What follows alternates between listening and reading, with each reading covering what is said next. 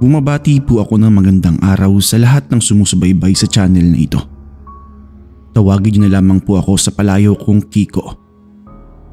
May na-experience po kasi akong hindi pangkaraniwan noon katrabaho ako sa isang malaking bahay bilang isang katiwala. Yung tatay ko ang dating nanilbihan sa pamilya ng amo ko na tawagin na lang nating Madam. Noong namatay si tatay, ay inalok ako ni Madam na magtrabaho sa bahay niya bilang isa ring katiwala. Nagkataon naman na wala akong trabaho noon at manganganak pa ang asawa ko, kaya tinanggap ko naman ito. Isa pa ay malaki ang pasahod niya para sa isang katiwala ng bahay. Ang tanging gusto lang daw niya ay isang taong mapagkakatiwalaan kagaya ng aking ama. Ang gagawin ko lang daw ay magbantay buong magdamag sa palibot ng bahay at mamili ng sariwang karne at imbak iyon sa malaking freezer. Ipinagtataka ko talaga yun kasi hindi ko alam kung ano ang ginagawa niya doon. Siya lang naman ang mag-isa sa bahay at hindi ko nakikitang nagluluto siya ng marami, pero araw-araw ay pinabibili ako ni Madam ng karne. Una pa lang ay napansin ko nang may pagka-misteryoso ang amo ko, pero hindi ko na pinagtuunan ng pansin dahil mabait naman siya sa akin. 2 linggo na ako doon nang may mapansin pa akong kakaiba kay Madam. Maghahating gabi na noon at naglalakad-lakad ako sa labas ng bahay sa tapat ng kusina. Nang matanaw ko siya, lumapit ako at dahang-dahang sumilip sa bintanang bahagyang nakabukas. Nasa tapat siya ng freezer at naglalagay ng mga karne sa isang palanggana. Nakikius ako kung anong gagawin niya doon, hating gabi na. Pero lalo akong nagtaka nang makita kong ipinasok niya mga yun sa isang kwarto. Hindi iyon ang kwarto niya. Naalala ko na iyon yung kwarto kung saan ako nakarinig ng parang may kumakatok mula sa loob. Nakita ako ni Madam at pinagsabihang huwag na huwag bubuksan ang pintong yun. Naulit pa uli ang mga ganoong eksena ni Madam, kaya napaisip ako kung anong meron sa kwarto na iyon. Bakit siya nagpapasok ng mga hilaw na karne? Hindi naman iyon ang kusina. Hindi ko tuloy maiwasang hindi pagudahan si Madam. Ano kaya kako kung isa pala siyang aswang at ang mga karning iyon ay kinakain niya ng hilaw? Isang araw, nagkasakit ako. 3 araw akong hindi nakapasok at hindi rin nakapamili ng sariwang karne. 3 araw nga matapos ko magkasakit at noong nakabalik na ako sa bahay ni Madam, mga bandang hapon na yun, ay dali-dali akong inutusan ni Madam na mamili. Tapos ay agad ko yung pinag-iimbak sa malaking freezer. Palabas na sana ako nang madinig kong may kumakalabog sa kwartong laging pinapasok ni Madam. Nakiramdam ako sa pinto at narinig kong may umuungol na parang paiyak. Doon ay naabutan na naman ako ni Madam at galit na sinaway ako. Noong gabing yun, nakita ko ulit si Madam bitbit ang isang palangganang karne at dinala sa kwartong iyon. Pero nagulat ako nang pagbukas niya ng pinto ay may taong biglang humablot sa dala niya at walang kaabog-abog na pinagsusubo ang mga hilaw na karne. Para siyang hayok na hayok sa laman ng baboy. Nanlaki ang mata ko.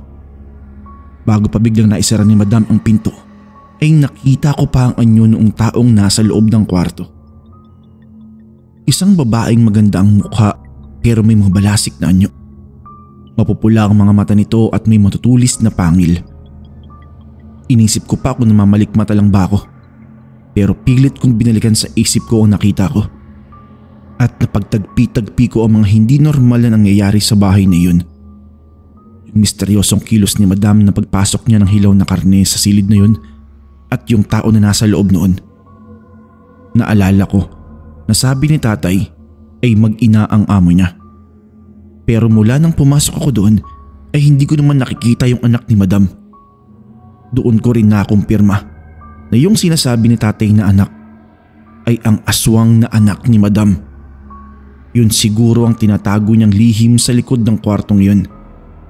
Hindi birong kilabot ang naramdaman ko sa aking natuklasan. Hindi ko alam ang gagawin ko. Pero kinabukasan ay kinausap ako ni Madam at siya na mismo ang nagtapat ng lihim nilang mag-ina. Hindi daw likas na aswang ang anak niya kung hindi isinumpa lang ng babaeng naagawan niya. Kaya daw ikinulong niya hanggang sa matapos ang sumpa at maging normal uli ang anak niya. Matagal na din yun at matapos makapanganak ang misis ko ay umalis na rin ako sa kanila at ng ibang bansa at wala na akong nakuhang balita mula sa kanila.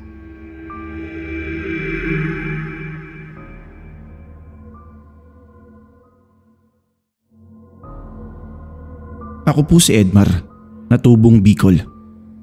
Avid listener niyo rin po ako sa channel na ito. May kababalaghang kwento ako na gustong ibahagi sa inyong mga tagapakinig. Personal ko po itong karanasan noong binata pa ako. Noong araw na ipinagbubuntis pa lang ako ni Mama ay napatira kami sa bahay ni Lola Ima. Hindi ko po siya tunay na lola dahil hindi siya kaano-ano ni Mama. Nang magandang loob lang daw si Lola Ima na patuloyin si Mama doon nang makita niyang manganganak na sa daan si Mama. Inabandon na raw kasi kami ni Papa noon at natakot umuwi si Mama sa magulang niya. Si Lola Ima na rin ang nagpaanak kay Mama dahil isa siyang hilot. Dahil mag-isa lang sa buhay ay kinupkup niya kami ni Mama at itinuring na parang kapamilya. Noong nasa 7 taon na ako, bumalik na kami sa tunay kong lolo at lola. Pero hindi naputol ang komunikasyon namin kay Lola Ima. Hanggang sa bago ako gumraduate ng high school ay nagpupunta pa din kami sa kanya. Natigil lang yon nang mamatay si Mama dahil sa sakit. Huminto ako sa pag-aaral at napilitang humanap ng trabaho sa Manila. Mula noon ay hindi ko na nagawang dalawin man lang si Lola Ima. Kaya matagal na panahong hindi kami nagkita at nagkausap.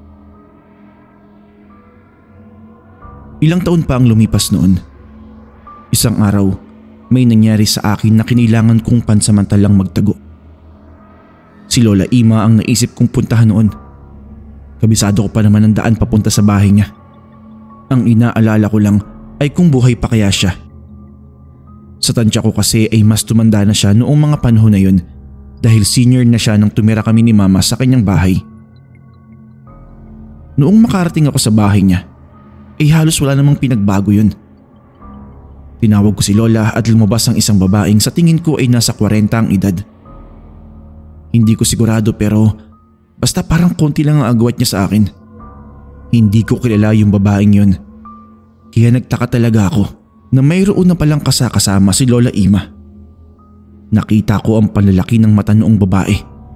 Pagkatapos ay lumuwang ang ngiti nito. Bigla niya akong niyakap, sabay sabing kamusta na raw ako. Nagulat talaga ako. Kaya napatanong ako noon sa babae at sinabing, sino ba siya? At bakit niya ako kilala? Pinapasok ako noong babae at sinabing siya si Lola Ima. Natawa ako pero hindi ko nagustuhan ang biro niya. Kailangan ko akong makausap si Lola. Nagseryoso din yung babae at sinabing siya nga si Lola Ima. Para patunayan na siya nga si Lola Ima, ay mayroon siyang sinabing mga bagay o ebidensya na magpapatunay gaya na lamang siya daw ang nagpaanak sa akin at mayroon daw akong isang malaking balat sa dibdib. Napakunot noo ako at kinilabutan.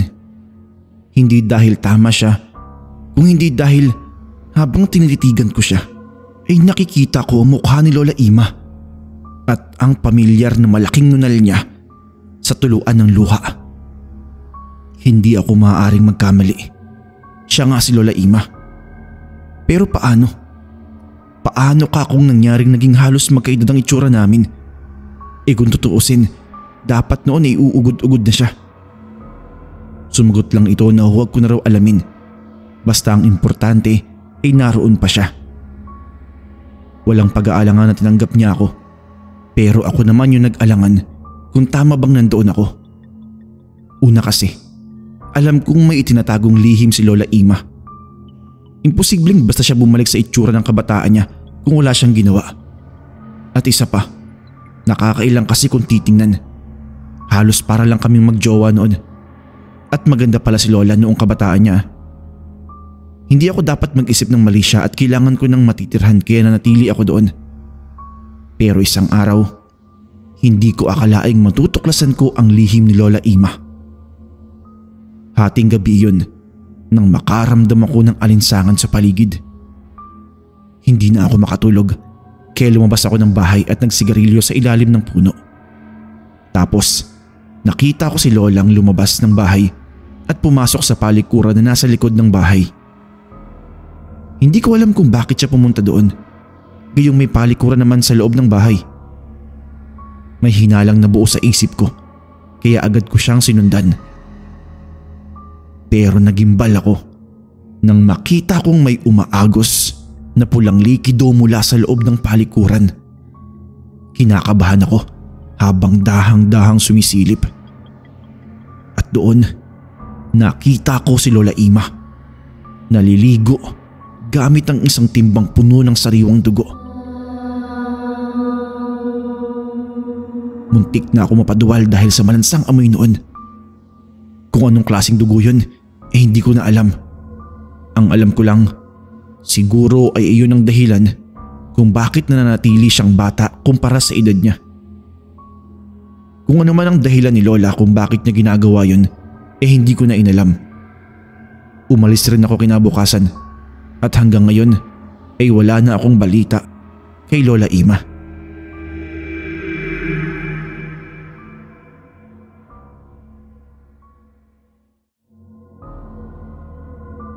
March 2013 nang mangyari ang karanasan kong ito na hindi ko makakalimutan.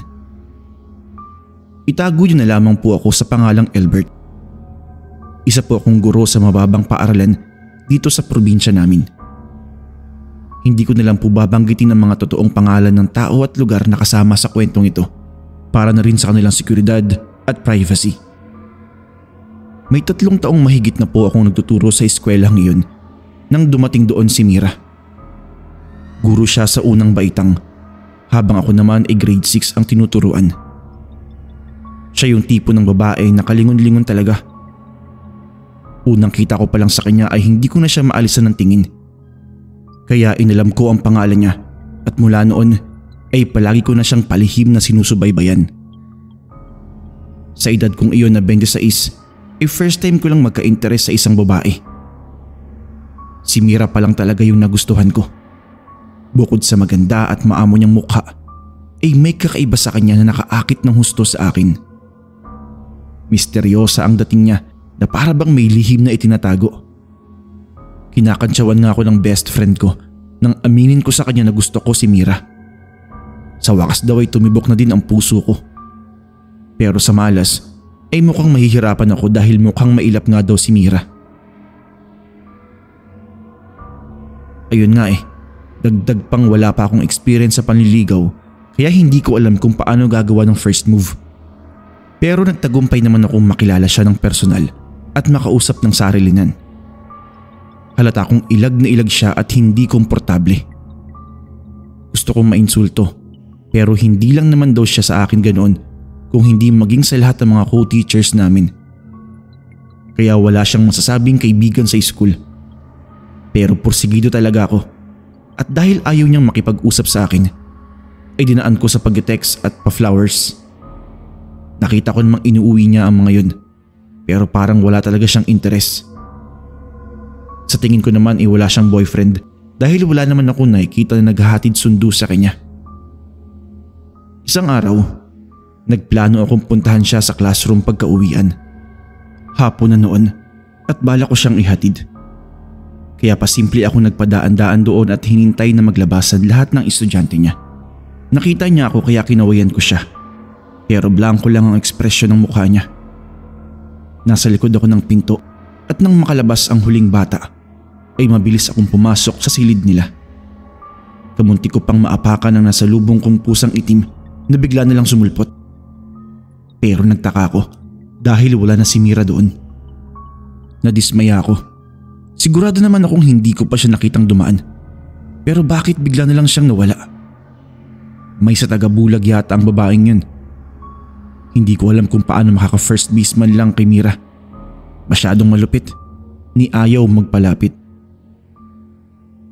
Pansamantala kong itinigil ang pag-ali-aligid kay Mira at umisip ng tamang diskarte kung paano ako makakalapit sa kanya. Nakontento na lamang muna ako sa pagtanaw sa kanya mula sa malayo. Pero isang gabi sinuwerte ako. Habang naglalakad ako pauwi galing plaza, nakita ko rin si Mira na naglalakad. Parang galing din siya doon. Gusto ko siyang lapitan agad pero madaming tao. Baka umiwas na naman siya mapahiya lang ako. Kaya palihim ko siyang sinundan hanggang sa pumasok siya sa isang madilim na kalsada. Ang lakas ng loob niya na pasukin ang lugar na yun masyadong delikado. Bahagya siyang tumigil kaya nagtago ako dahil baka maramdaman niyang nandoon ako sa paligid. Pero pagtingin ko uli ay may isang lalaking lumapit sa kanya. Sa forma at tindig ng lalaki ay mukhang hinuhold up niya si Mira. Base na rin ito sa nakikita kong nakatutok na kamay sa likod ng babae. Kinabahan ako pero hindi ko siya pwedeng pabayaan. Kaya dahan-dahan sana akong lalapit para iligtas siya. Pero nabigla ako. Nang bigla na lang umangat yung katawan ng lalaki habang sakal-sakal siya ng nakatalikod na si Mira. Napaatras ako at kumubli sa puno. Pumipiglas yung lalaki pero wala siyang magawa sa lakas ni Mira na nagmistulang Incredible Hulk sa pagbuhat sa kanya sa ere. Tapos noon ay pabalibag niya itong binitawan. Nagpalingalinga siya bago bigla na lang nagpalit ng anyo at naging pusang itim. Nawala sa paningin ko ang pusa pero nandoon pa din ako sa pinagtataguan ko at nakanganga habang nakatayo ang lahat ng balahibo sa matinding pagkabigla. Alam kong hindi ako namamalikmata lang. Totoo ang nakita ko. Naging pusa si Mira. Bigla ko tuloy na alala nung nawala siya bigla sa room at may lumabas na itim na pusa. Siya pala yun. Kaya pala siya ganun kailap ay dahil sa likod ng maamo niyang mukha ay may lihim siyang itinatago.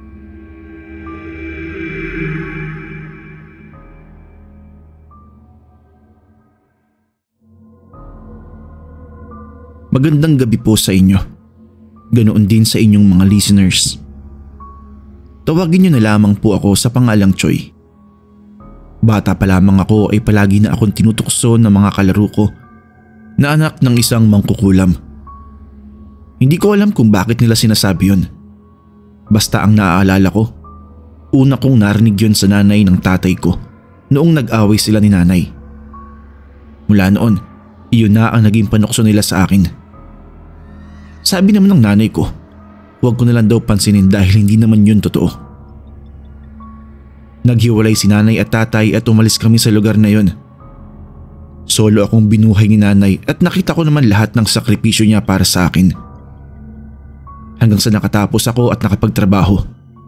Kahit paano ay naging maayos naman ang buhay namin. Nang unang beses akong magka-girlfriend, doon nagsimula ang problema namin ng nanay ko. Akala ko noong una, hindi niya lang gusto si Nancy para sa akin. Pero kahit maging yung dalawang sumunod pa kay Nancy, ay inayawan niya din. Doon ko nakumpirma na ang ayaw ni nanay ay magkaroon ako ng karelasyon. Masyado siyang nakadepende sa akin at gusto niya ay kaming dalawa lang talaga. Kaya noong dumating sa buhay ko si Jenny, ay inilihim ko na sa kanya yun. Sikreto kaming nagpakasal at nalaman na lang niya iyon nang iuwi ko si Jenny sa aming bahay. Ganoon na lang ang galit ni nanay sa amin. First time ko siyang nakita na nagwala ng ganoon. Sinaktan niya kami pareho ni Jenny. Pero pinanindigan ko ang asawa ko. Akala ko paglipas ng araw ay matatanggap din niya na nag-asawa na ako. Pero nagkamali ako dahil tinutuon niya ang banta niyang gagawin niyang impyerno ang buhay ni Jenny kapag hindi ako nilayuan. Sari-saring kawalang hiyaan at kalupitan ang ginagawa niya sa asawa ko. Sobra kong alilain niya ito. Wala namang reklamo si Jenny. Ni minsan nga hindi siya nagsumbong sa akin. Kapag kinakamusta ko sila ay laging okay naman ang sagot niya. Hanggang isang araw, may isang kapitbahay na hindi nakatiis at sinabi sa akin ang lahat. Pag-uwi ko, hindi na nakatanggi ang asawa ko nang makita ko ang mga paso ng plancha sa likod niya na gawa ng nanay ko. Galit na galit ako sa kanya. Pinagsalitaan ko siya ng hindi maganda. Noon din ay nagpasya ako na bumukod na lang kaming dalawa ni Jenny. Ipinaubaya ko na kay nanay ang bahay at lahat ng pundar ko. Sinabihan ko siyang makakatanggap pa din siya ng sustento mula sa akin, pero hindi na siya pwedeng lumapit pa sa asawa ko.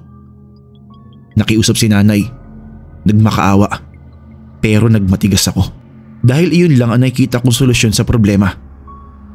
Ang ilayo ang asawa ko sa kanya. Akala ko ay magiging tahimik na ang buhay namin noon. Pero isang araw ay nagkasakit ng malubha si Jenny. Nagsimula ito sa matinding pananakit ng tiyan niya hanggang sa unti-unti itong lumobo na kagaya ng isang buntis. Dinala ko siya sa ospital. Noon biglang sumulpot si nanay sa bahay. Nabalitaan daw niya ang nangyari sa asawa ko at nandun daw siya para damayan kami. Hayaan ko daw na makatulong siya. Kung hindi man sa pag-aalaga kay Jenny sa ospital ay sa pag-asikaso sa bahay namin. Naniwala naman ako na nagbago na si nanay kaya binigyan ko siya ng pangalawang pagkakataon. Habang nasa ospital si Jenny ay doon siya tumira sa bahay namin para mag-asikaso sa akin. Pero tumatagal na ang asawa ko sa ospital ay wala pa ding mahanap na solusyon ng mga doktor. Hanggang isang araw ay may natuklasan akong lihim ng nanay ko. Nakita ko sa mga gamit niya ang mga kakatuwang bagay na ang alam ko ay gamit sa pangkukulam. Nakita ko doon ang picture at damit ng asawa ko. May nabuong hinala sa isip ko kaya agad akong nagpunta sa isang albularyo at kumonsulta dito. Desperado na ako noon. Dahil naaawa na ako sa kalagayan ng asawa ko kaya inilabas ko siya ng ospital at dinala sa albularyo. At doon nga, tama ang hinala ko. Kinukulam ng sarili kong ina ang aking asawa. Sa galit ko dahil nalaman ko pang kasalukuyang palang buntis noon ang asawa ko, ay ipinabalik ko sa nanay ko ang kulam na ginawa niya sa asawa ko para magtanda siya. Noon ko lang nakumpirma na totoo pala ang binibintang ng lola ko sa kanya, na isa siyang mangkukulam. Kaya pala bigla siyang bumait sa asawa ko ay dahil may ginawa siyang ikapapahamak nito at ng sarili kong anak. Ilang taon ko ding tiniis si nanay pero bago naman siya bawian ng buhay ay nagkapatawaran din kami.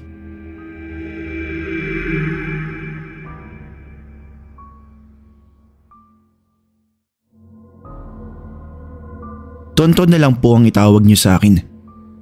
Mula po ako sa dulong bahagi ng Bicol. May katagalan na rin itong kwento na ibabahagi ko sa inyo. Totoong pangyayari po ito na nasaksihan ko noong 10 taong gulang pa lamang ako. Nakatira kami noon sa isang lumang bahay sa liblib na bahaging iyon ng barangay. Pare-pareho po kami doon ng mga hirap sa buhay. Umaasa lang kami sa pagkukopra. Sa pamilya namin na may 5 miyembro, swerte na makakain ng 3 beses sa isang araw. Ganon din yung kapitbahay namin na sina Aling Maming at Mang Goryo. Kaya madalas kami ni Boyet na anak nila at kababata ko ay laging nasa gubat at nangunguha ng mga prutas.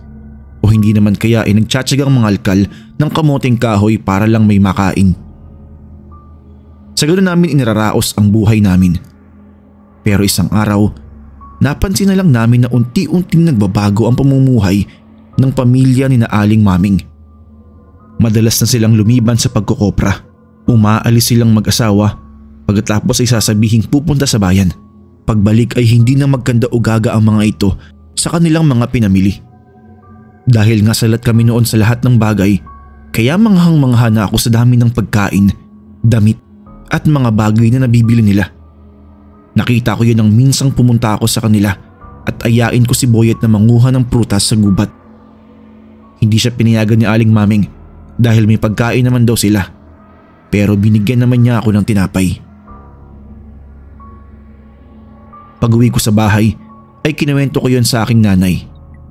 Siyempre, nagtataka sila kung paano nakabili si na Aling Maming ng mga ganoon. Pare-pareho lang naman sila ng kinikita doon sa kuprahan. At hindi hamak na mas malaki ang pamilya nila kaysa sa amin. Nagkukopra pa din naman sila paminsan-minsan, pero laging paiwas ang sagot kapag nauusisa sila. Mas lumaki ang pagtataka nila nanay at ilang kapitbahay nang unti-unti ay naipaayos ng mag-asawang Goreng at Maming ang kanilang bahay. Tanong ng tatay ko, saan kukuha ng perang mag-asawa? Pero ang sabi naman daw ni Aling Maming kay nanay ay matagal na nila iyong pinag-iipunan. Imposible daw yon, sabi ni Tio Manuel, dahil kailan lang ay nagkasakit ang anak nila at hindi nga nila alam kung saan kukuha ng perang pangpagamot. Sigurado daw na may inililihim ang pamilyang yon. Lampas hating gabi noon nang bumangon ako. Nakaramdam kasi ako ng paghilab ng tiyan. Pumunta ako sa palikuran na nasa likod ng bahay namin at doon dumumi. Pabalik na sana ako sa bahay nang makarinig ako ng tila mga nagbubulungan. Naririnig ko yon sa gawin ng bahay nila Aling Maming. Kaya sumilip ako sa pagitan ng makapal na hanay ng halamanan na nagsisilbing bakod namin. Doon ay nasaksihan at kitang-kita ko ang mag-anak nila na abalang-abala sa pamimitas ng bunga sa puno ng chiko. Nagtaka ako dahil matagal nang hindi namumunga yun. Kaya nga pumupunta pa kami ni Boyet sa gubat para doon manguha ng bunga. Tsaka bakit ganoong oras sila namimitas na parang patago? Halos maubos na nila ang mga bunga at noong mapuno nila ang buslo at mga sako ay dali-dali nang pumasok sa bahay ang mag-anak. Pero naiwan si Aling Maming at tila may kinakausap siya sa ilalim ng puno. Hindi ko makita ang kinakausap niya kaya humanap ako ng ibang pwesto. At ganoon na lang ang palalaki ng mata ko nang makita kong ang kausap niya ay isang taong maliit na halos laki lang ng bote. Mahabang puti ang buhok nito at nangingintab ang suot na damit. Matapos nilang mag-usap ay bigla na iyong nawala at pumasok na si Aling Maming. Halos magkandaihi ako sa takot at nagkatakbo na din papasok ng bahay namin. Agad kong ginising sina nanay at tatay at sinabi ko ang nakita ko. Napaisip din sila. Maaaring duwende o nuno sa punso daw ang nakita ko. Kung ganoon, ay may alaga pala silang ganoon. Sabi ni Tio Manuel na baka iyon ang lihim na itinatago ng mag-anak.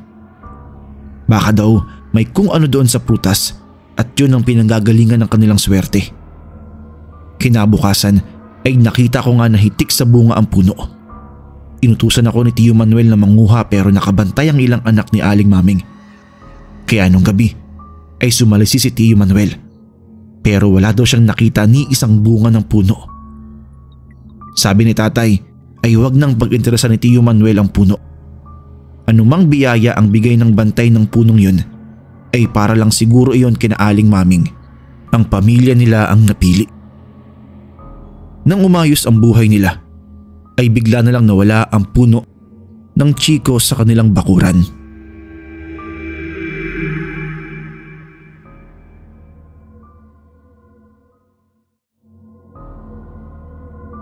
Rusty po ang pangalan ko at nakatira sa Muntinlupa City. Tungkol po sa kulam ang ibabahagi kong kwento sa inyo. Karanasan po ito ng asawa ko. Ilang buwan pa lang kaming kasal noon ni G at kalilipat lang namin sa bahay na yun na inialok sa amin ng kaibigan ng asawa ko na si Cleo. 2-story yun na townhouse sa loob ng isang subdivision. Sa labas naman ng subdivision na yun ang bahay ni Cleo. Pero halos araw-araw siyang nasa amin. Online seller siya at nag-work from home naman si G. Noong una, inintindi ko na syempre bago pa lang kami sa bahay at sa lugar na yon, kaya ina-assist niya kaming mag-asawa sa mga dapat naming malaman. Pero habang tumatagal, napapansin ko na ginawa na niyang tambayan ng bahay namin. Literal na dinadatnan ko siya doon araw-araw pagkarating ko galing trabaho. Okay lang sana kung pasya lang at sandali lang, pero halos wala na kaming privacy. Yung tipong minsan gusto kong maglambing sa asawa ko dahil pagod sa trabaho, pero dahil nandun siya hindi ko magawa. Dumalas din ng pag-grocery namin na imbis na makatipid inanodoble pa dahil cashier namin siya sa lahat ng stocks ng pagkain. Pero ang pinaka hindi ko nagustuhan ay nung minsang napagkamalan ko siya ang asawa ko dahil inabutan ko nagluluto sa kusina. Nakatalikod at suot ang damit ng asawa ko. Pati yung pagkakapusod ng buhok niya ay ginaya. Kaya hindi na ako nakatiis at kinausap ko si G na pagsabihan niya yung kaibigan niya kasi masyado na niyang ini-invade yung privacy namin. Kaya nga kami bumukod agad. Kaso hindi namin ma-enjoy yung pagiging bagong kasal namin dahil para siyang bawang na laging nakasahog. Hindi nga siya yung totoong best friend ng asawa ko. Hindi rin nga daw niya alam kung bakit biglang nakipag-close ng husto yun sa kanya. Dati, inaaway-away siya nun. Kinausap naman daw niya ng maayos at umiyak pa nga daw. Matapos yun, hindi naman na nagpupunta ng madalas. Maliban na lang kapag may ibibigay kay G na kadalasan ay pagkain. Pero mula noon, nagsimula ang mga kakatuwang nangyayari kay G. Una kong napansin ay yung pagiging sobrang magugulatin niya. Tapos parang may kinakatakutan. Hindi rin siya nakakatulog sa gabi at laging balisa naman sa araw. Nagpa-check up kami pero sabi ng doktor stress lang daw yun. Sunod naman nagkaroon siya ng mupulang rashes na sobrang kati at nagsusugat. Pinaderma namin pero lalong lumala at kumalat hanggang sa buong mukha niya. Tapos sinabayan pa ito ng matinding panakit ng ulo.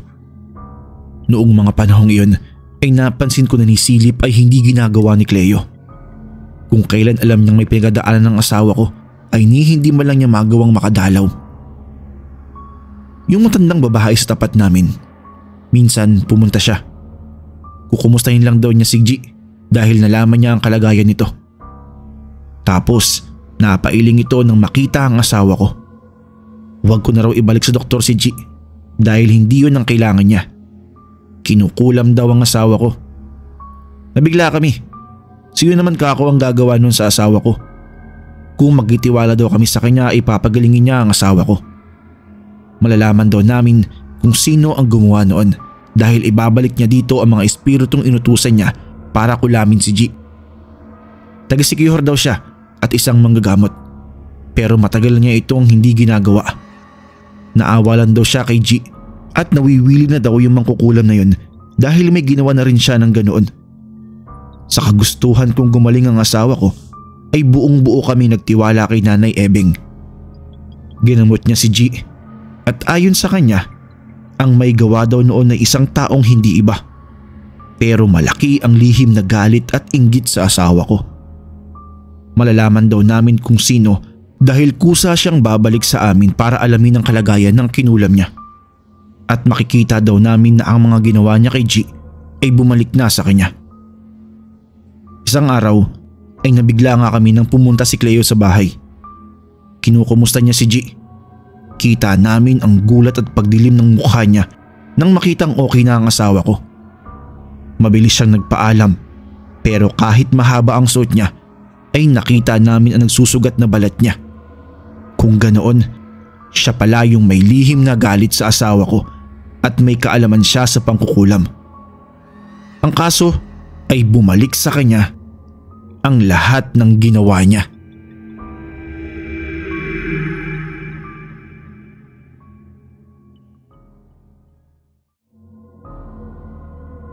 Ako po si Epi.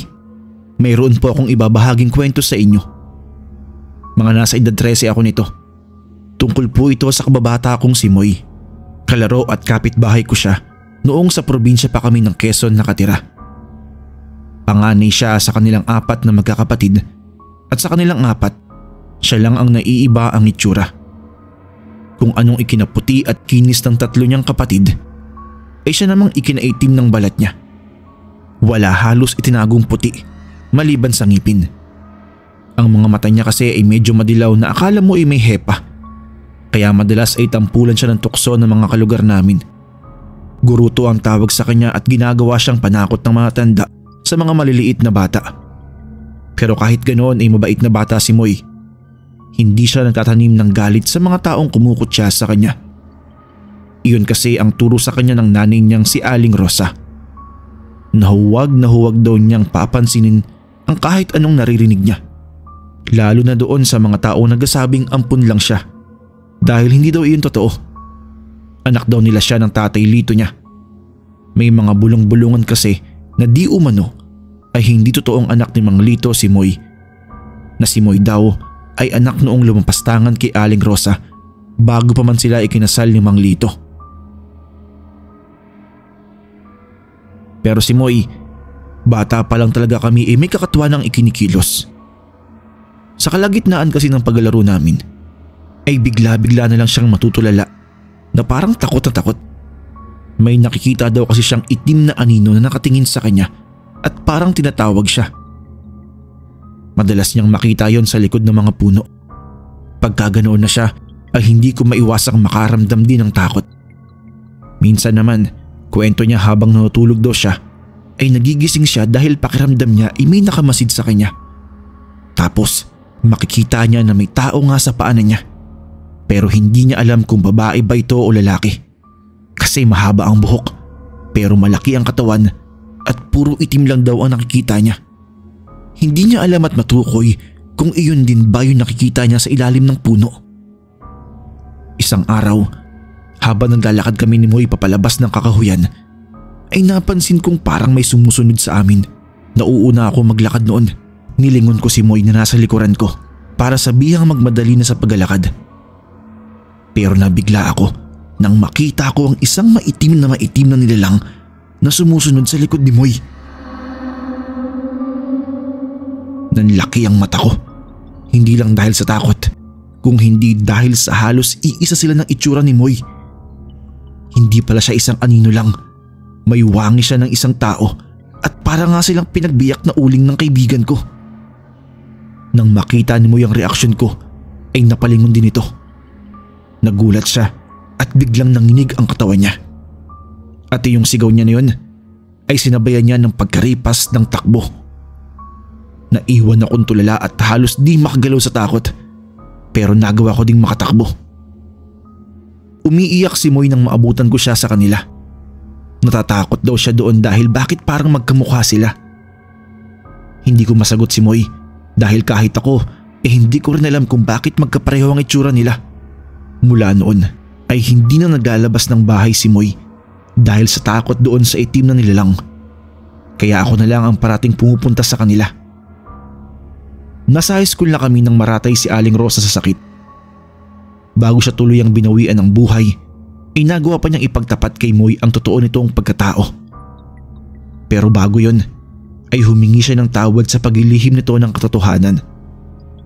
Ayon kasi kay Aling Rosa, ang itim na nilalang na laging sumusunod kay Moy ay ang totoo nitong ama.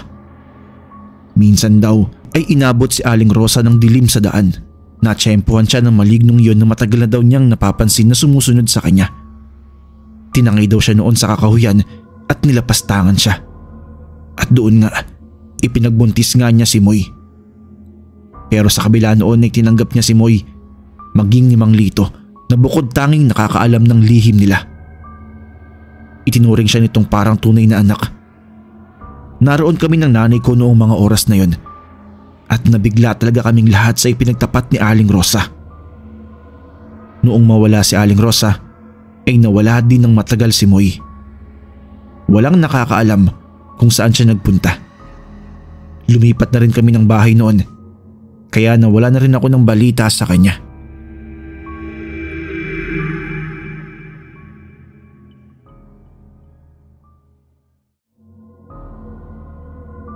Taong 2008 pa po nangyari ang kwentong ibabahagi ko sa inyo. Pero hanggang ngayon ay sariwa pa din sa isip ko ang mga nasaksihan ko ng gabing yun. Itago niyo na lamang po ako sa alias na Butche.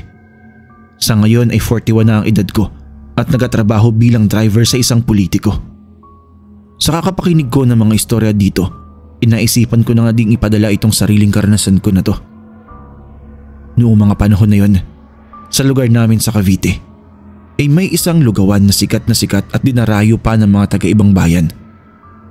Patok na patok ang masarap na lugaw ni Aling Lourdes dahil sa kakaibang lasa nito na hindi makikita kahit sa mga mamahaling restaurant. Yun ang naririnig ko sa iba pang mga kumakain doon. Ibang klase daw kasi ang timpla ni Aling Lourdes, lalong-lalo na doon sa mga lamang loob na sahog ng lugaw. Malasa daw at nanunuot sa buto ang linamnam. Ito yung tipo na hahanap-hanapin mo talaga. Wala pang mga vloggers ng mga panahon na yun, pero ganun mag-describe yung mga nakakain sa lugawan ni Aling Lourdes. Naisip ko nga, kung nauso na ang pagpapatrending noon sa social media, sigurado masisikat pa ang lugawan ni Aling Lourdes dahil totoo naman kasing napakasarap nito. Ilang beses na rin ako nakakain doon at hindi mo nga iisipin na lugaw lang yung kinakain mo eh. Madami nga nag-uusisa at nagtatanong kung ano kaya ang sikretong sangkap ng lugaw niya at bakit ganoon ito kasarap. Triple pa sa tubong lugaw si Aling Lourdes dahil sa dami ng mga kumakain doon hindi nakapagtataka na limpak-limpak talaga ang kinikita ng matanda sa isang araw na benta at nakikita ko yun sa tuwing kumakain ako doon. Kaya kada kain ko ay sinisipat at pinag-aaralan ko kung paano mapapas sa akin ang lahat ng benta niya. Sa pag-oobserba ko ay nakita kong 6 lang ang tauhan niya doon. At lahat yun ay nag-uuwian kaya mag-isa lang si Aling Lourdes sa gabi. At pabor na pabor naman sa akin yun. Madali kong may sasagawa ang bala kong panloloob sa tindahan niya. Pasensya na po pero opo. Noong mga panahon na yon loko talaga ako. Kabilang ako doon sa sinasabi nilang hindi lumalaban ng pata sa buhay. Para sa akin, diskarte ang kailangan para mabuhay. At yung pagkuha sa pinaghirapan ni Aling Lourdes, ang nakikita kong magandang diskarte. Kaya isang gabi, ay isinagawa ko na ang maitim kong balak. Nakiramdam lang muna ako sa hindi kalayuan. Noong mati akong wala nang gaanong dumadaan sa kalsada sa mga oras na iyon, ay saka ako tumawid sa tindahan. Doon ako mismo dadaan dahil nakita ko na hindi iyon ganun ka-secure. Mula doon ay may pinto papasok sa loob ng bahay. Nang makapasok ako ay agad kong dinistrongka ang kaha. Pero nabigo ako. Wala doon ng pera. Kaya maingat akong pumasok sa loob ng bahay at tinungo ang kwarto ng matanda. Nakahanda ako sa anumang mangyayari. Pero nagtaka ako dahil wala doon ang matanda pero nandoon ang pera sa cabinet niya. Kaya nilimas ko yon bago nagmamadaling lumabas. Sa aking planong paglabas ng bahay ay napansin kong bukas ang ilaw sa may kusina. At nandoon nga, nakita ko si Aling Lourdes. Makikita niya ako kapag tumawid ako ng sala. Kaya nagtago muna ako at kumuha ng tiyempo. Habang nagtatago ay nasisilip ko ang ginagawa ni Aling Lourdes. Naghahanda siya ng mga lulutuin para sa lugaw niya. Dala ng aking kuryosidad ay naisip kong sumilip at baka sakaling makita ko kung ano ang sekretong sangkap niya. Inisa-isa ko ng tingin ang mga nakalatag na tray ng karne sa lamesa. Pero biglang nanlaki ang mga mata ko nang matitigan ko kung ano ang mga ito. Hindi iyon baboy o baka. Kung hindi, pera-perasong katawan ng tao. Napakusot pa ako noon ng mata dahil baka namamalikmata lang ako. Pero katawan lang talaga ng tao yun. Binuksan ng matanda ang nakasusing freezer at kinuha mula doon ang isang malaking braso ng tao. Sa pagpipigil kong mapaduwal ay nawalan ako ng balanse at natumba ako. Lumikha yun ng ingay. Hawak ng matanda ang itak habang nanlilisik ang mga matang nakatitig sa akin. Bago niya pa ako maitak ay nakalapit ako sa pinto at mabilis na nakatakbo. Mabuti na lang at nakabonet ako. Hindi niya ako nakilala. Ang lupit pala ng lihim na sangkap ng matandang yun. Kung pwede ko lang dukutin lahat ng nakain ko, ginawa ko na. Ilang taon mula noon ay nawala na ang lugawan ni Aling Lourdes. Pero may pumalit na isang bagong lugawan.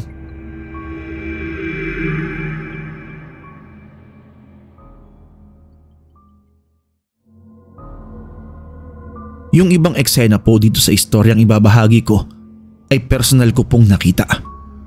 Yung iba naman ay kinuwento lang sa amin ng Tito Oscar ko. Wala kasi akong maibabahagi na sarili kong karanasan. Kaya ito na lang. Ako nga po pala si Von ng La Union. Si Tito Oscar po ay panganay sa 3 magkakapatid. Bunso nila ang nanay ko. Isa na siyang senior citizen noong time na nangyari yun. Mula nang tumira sa ibang bansa ang nag-iisa nilang anak at namatay si Lola, ay nanatili na silang mag-asawa sa Bicol. Kaya matagal na panahon din kaming hindi nagkita. Wala din kaming masyadong balita sa kanila. Kasi sa pagkakaalam ko, si Tito ay masyadong abala sa negosyo niyang poultry at hindi pala hawak ng cellphone. Kabaligtaran ng asawa niyang si Tita Gilda na kahit may edad na ay astang teenager pa din. Hindi siya kasundo nila lola at mama dahil sa ugali niya na akala mo ay walang pamilya. Masyado siyang vanidosa at feeling dalaga kahit ngayong anak nila ay kinukumpetensya niya sa pormahan, at kaya nagagalit si na mama ay dahil kinukonsinti ni Tito ang ugali ng asawa niya. Katwiran ni Tito ay ayaw na lang niya ng gulo, pero gulo din ang kinuwian nila dahil sa pinagagawa ng asawa niya. Taong 2012 nang umuwi mula abroad ng isa pang kapatid nila mama, si Tito Ode. Gusto niya makita si Tito Oscar kaya inaya niya kaming pumunta ng Bicol para sorpresahin siya. 2 van kami na nag-convoy noon sakay ang pamilya ni Tito Ode at pamilya namin. Parang reunion na rin ang mangyayari dahil muling magkikita ang 3 magkakapatid.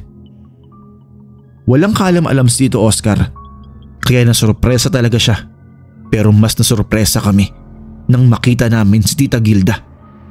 Akala namin na ibang tao ang sumalubong sa amin, kaya nabiro ng pinsan ko si Tito Oscar na nag-asawa na pala ito ng iba.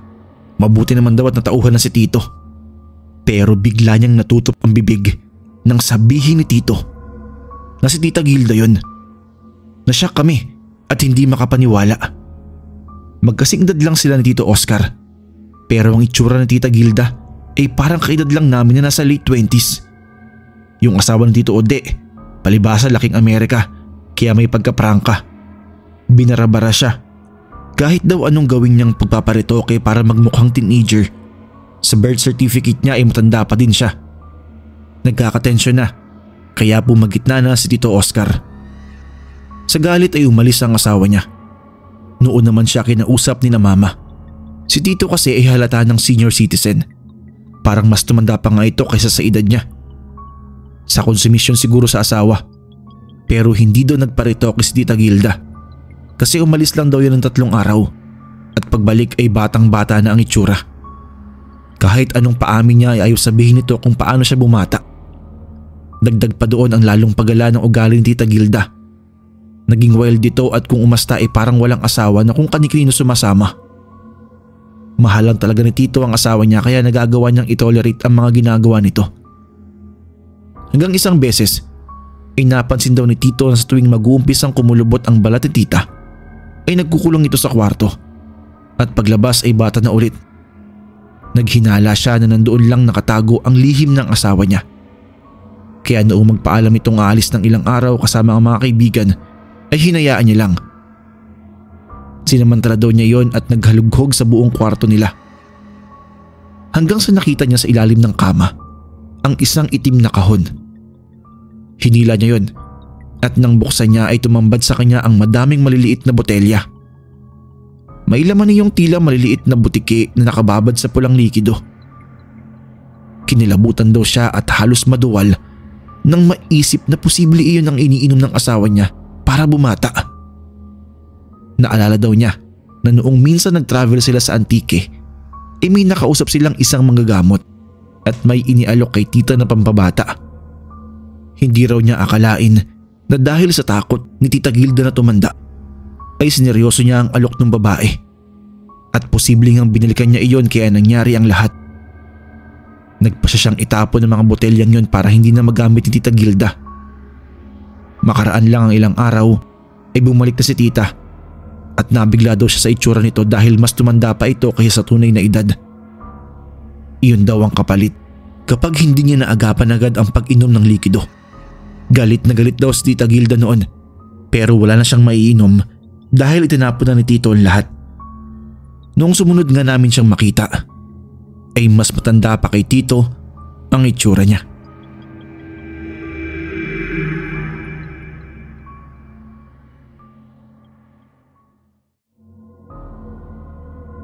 Hayaan niyo pong batiin ko kayo ng isang mapagpalang araw. Magtatago na lang po ako sa pangalang August. Gusto ko lang pong magbahagi sa inyo ng isang kwento tungkol sa pamilya ko. Partikular sa isang lihim na itinago ng nanay ko sa amin. 11 taon po ako nang matuklasan namin yun ni Kuya. Ulila na po kami sa ama. Hindi ko na nagisnan o nakita ang tatay ko dahil sanggol pa lang daw ako nang mamatay siya sa isang aksidente. Kaya mag-isa kaming binuhay ni nanay Naaalala ko nung maliit pa lang kami. Lagi kaming palipat-lipat ng bahay. Napapagod na nga kami noon kasi hindi pa yata kami nagtatagal ng isang buwan aalis na naman kami. Wala namang sinasabing dahilan si nanay kung bakit. Sabi ng Kuya Osef ko na pirmi lang daw kami sa isang lugar noong nasa 7 taon na ako. Kasi nakiusap na raw siya kay nanay na napapagod na kami at gusto na naming mag-aral. May ilang taon na nga kami doon at nakakapag-aral na rin kami kahit papaano. Namasukan kasi si nanay bilang tendera sa palengke. Pero minsan, nagtataka kami dahil nakikita namin na umaalis si nanay tuwing hating gabi. Kapag himbing na kami ng kapatid ko, ay sa kanya kami iniiwan. Ako ang unang nakaalam noon kasi isang beses ay nagising ako dahil naiihi ako. Nakita ko nung nagmamadaling lumabas si nanay. Hindi ko na siya nahabol kasi nawala agad siya sa dilim. Ginising ko si kuya at sinabi ko yon. Magdamag na hinintay namin si nanay. Umaga na nang umuwi siya. May dala siyang mga karne ng baboy na agad niyang niluto. Noong tanongin ni kuya kung saan siya galing pati na yung mga karne ay pinagalitan niya si kuya at sinabihan na huwag ng maraming tanong. Ang importante daw ay may kinakain kami. Maraming beses pang naulit ang pag-alis na iyon ni nanay kung gabi na hindi namin alam kung saan siya nagpupunta. Basta pag-uwi niya ay may dala siyang karne na agad niyang niluluto para daw umabot pa ng ilang araw. Wala kasi kaming ref noon. Pag naubos na yon ay doon namin mapapansing aalis na naman siya. Hanggang isang araw, papasok na kami ng school ni kuya nang madaanan namin ang umpukan ng mga tao. Saglit kami nakiusyoso at nalaman namin na nagkakagulo na pala sa barangay dahil sa sunod-sunod na pagkamatay kung hindi man pagkawala ng mga alaga nilang baboy. May nagsabi na may gumagala daw na aswang sa gabi pero tanging baboy lamang ang target. Nagkatinginan kami ni kuya. Ako ang una nagsabi na baka si nanay yun kaya binutukan ako ni kuya. Bakit ko naman doon ang pag-isipan ng aswang ang nanay namin? Kahit ako hindi ko rin alam kung bakit ko nasabi yun. Pero inamin ni kuya na naghihinala siyang may inililihim sa amin ng nanay namin. Pero hindi naman siguro yung isang aswang. Kasi kung aswang si nanay, edi ibig sabihin ay aswang din kami magkapatid. Isang gabi ay nagkasundo kami ni kuya na sundan si nanay kapag lumabas siya uli ng gabi.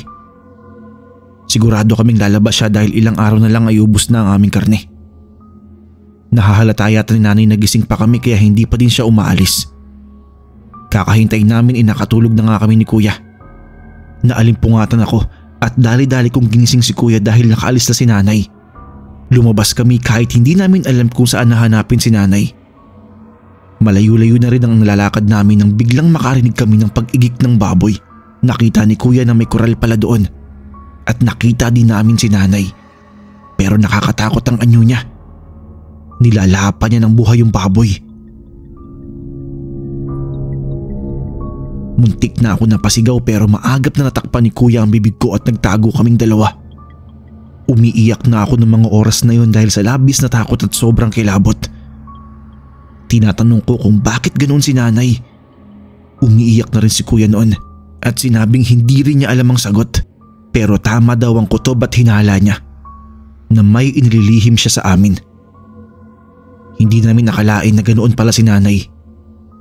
Isa pala siyang aswang. Kinabukasan, sinabi namin sa kanya na alam namin ang lihim niya. Tinanong namin agad kung aswang din ba kaming magkapatid. Nabigla noon si nanay at doon nga ay inamin niya sa amin ang lahat. Pero huwag daw kami mag-alala dahil hindi siya likas na aswang. Nahawaan lang daw siya at kaya karne ng baboy ang kinakain niya ay para mapigilan niyang makakain ng tao dahil doon daw siya tuluyang magiging aswang. Noong magsilaki kami ng kuya ko, ay tinulungan namin si nanay na maipagamot sa isang albularyo. At sa ngayon po, ay normal na ang buhay niya.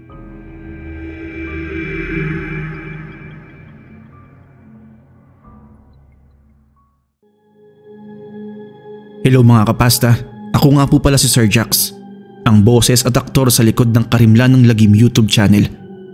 Kung nagustuhan niyo po ang kwento ngayong araw, ay nais ko lang din po sana kayong ligawan at imbitahan na dumalaw sa YouTube channel ko. Nasa comment section po ang link ng YouTube channel na Karimlan ng Lagim. Sana po ay mabisita ninyo at magustuhan ninyo ang mga kwentong handog sa channel na ito. Maraming salamat din po pala kay Sir Neb sa pagbibigay sa akin ng pagkakataon na maging narrator dito. Hanggang sa muli mga kapasta. Muli, ako po si Sir Jax. Maraming salamat po.